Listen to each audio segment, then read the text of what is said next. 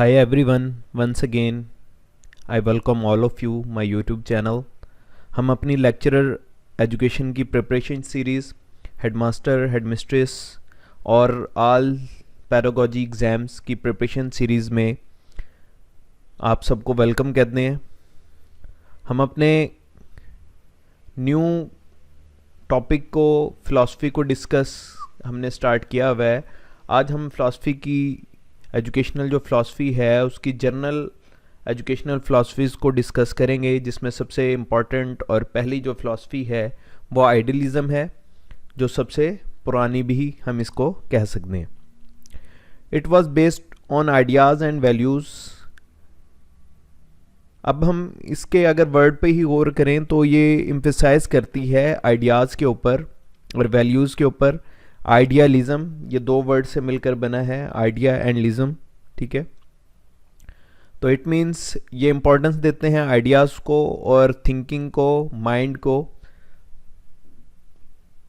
According to them body is false, soul is true, it favour bookish knowledge, mind and spirit are essential, values are real and unchanging. इस बात को जोर देते हैं कि mind जो सोचता है, जो आइडियाज़ इसके अंदर आते हैं वो ही हकीकत है, अदरवाइज कुछ हकीकत इसके अलावा नहीं है। ये जो वैल्यूज़ पुराने लोगों ने सेट कर दी और जो ट्रेडिशंस पुराने लोगों ने सेट कर दिए, तो ये उसी को रियल समझते हैं और ये कहते हैं कि वैल्यूज़ वक्त के साथ चेंज नहीं होती, ये क्या है, अनचेंजिंग है, कांस्टेंट रहती हैं। According to them material world is mortal and values are immortal. इनके मुताबिक जितनी भी मटेरियलिस्टिक चीज़ें हैं वो एक दिन ख़त्म हो जाएंगी और जो वैल्यूज़ हैं, आइडियाज़ हैं, थिंकिंग है, वो हमेशा बाकी रहेगी। तो आइडियलिज़म वाले इन चीज़ों को सपोर्ट करते हैं कि इंडिविजुअल को भी इम्पोर्टेंस देते हैं और ये सोसाइटी को भी वैल्यू देते हैं। ये इंसान की मैंस परफेक्शन की बात करते हैं, करेक्टर बिल्डिंग की बात करते हैं,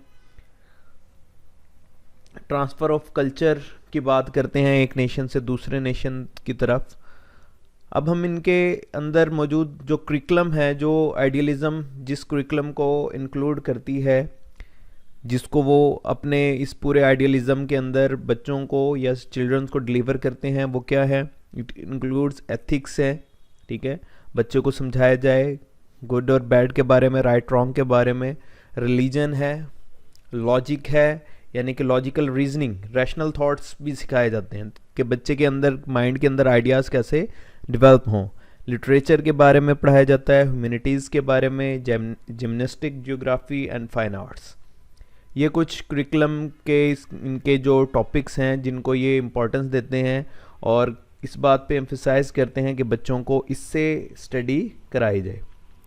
इसके साथ ये हिस्ट्री, मैथ्स, पोइट्री, इन इस तरह के जो लैंग्वेज हैं उस तरह के करिकुलम पर भी एम्फसाइज करते हैं।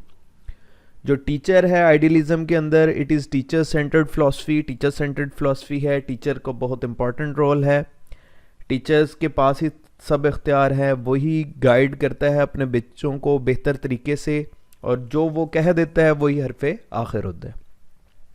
According to them teacher is a formal authority and coworker with God.